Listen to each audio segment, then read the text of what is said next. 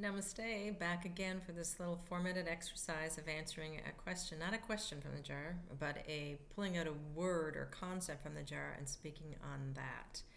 And is trying to get it done within a 4-minute time frame. I'm flipping along. I'm not caring about being perfect or creating an image so much as I am about seeing how much these concepts can be limiting, I guess, more so than helpful in us understanding what the concepts are pointing to. Because all concepts and words are pointers, right? The point is something that cannot be explained in words, especially when we talk about spiritual concepts or spiritual ideas. So anyway, I digress again. I'm going to, I have to log in every time here we go. I'm going to pull a thing from the jar, have a look. I got two. I looked at this one first. Future. The word I pulled out is future. I'm going to start my timer. Take a deep breath. Future. What is the future? Well, future in our everyday terms is that which is yet to happen, right? It's the tomorrows of our lifespans. It is what's next. And when I look at the future, I used to be a person who lived in my head, always dreaming about the future. And the reason why I dreamt about the future was it kept me out of my now and having to deal with the unpleasant things that maybe my present moment was experiencing. Thoughts about the future, and one of the emotions that are often associated with those thoughts about the future is something called hope, was my pulley system that got me out of the moment I was in.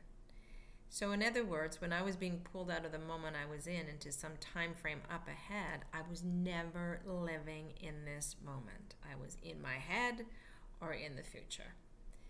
And the problem with that is that there is no future, right? When you really look at time, well, we know the time-space continuum, and there's a formula for it and everything, but really, all there is now to experience, right?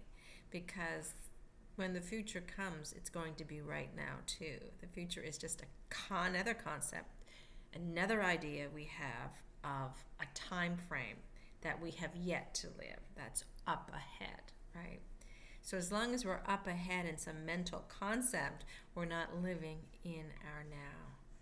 So future is a way of skipping out of the present moment. It's an escapism route, as far as I'm concerned, for the psyche, to get out of the painful experiences that might be having at the present moment, and it is using the present moment as a stepping stone to get ahead, because it's all about what's going to happen when we get up there. Now, we're very future orientated as a society, and we know that by our to-do lists and our goal setting, our SMART goals, long-term goals, short-term goals. What are we going to go get in the future? What are we striving for? And we work really, really hard to attain and reach those goals, becoming very attached to the outcomes and the need to have those outcomes.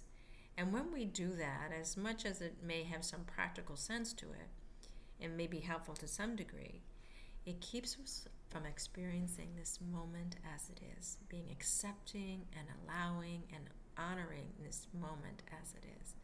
As long as we're thinking about the future time up ahead, we're not living now. And I think that is really a problem for our society.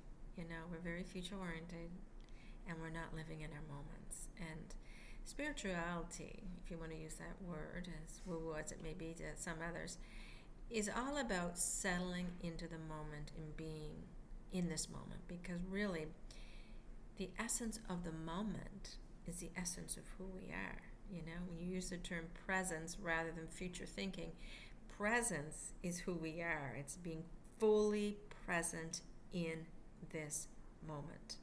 And that means not getting lost in the thoughts about the future and what might happen in the future. And that could also have a negative effect too when we think about the future, right? Anxiety is all about the future. What will happen next? What if?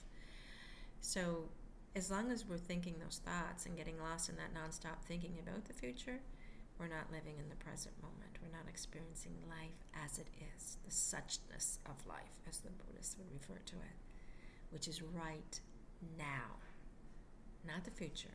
Right now. The breath you're taking right now is what's truly important. not where you'll be in the future. Where you are right here and now is important, not what you'll be there and then. So that's what I have to say about the future. Time up. Thank you again for joining me. Namaste.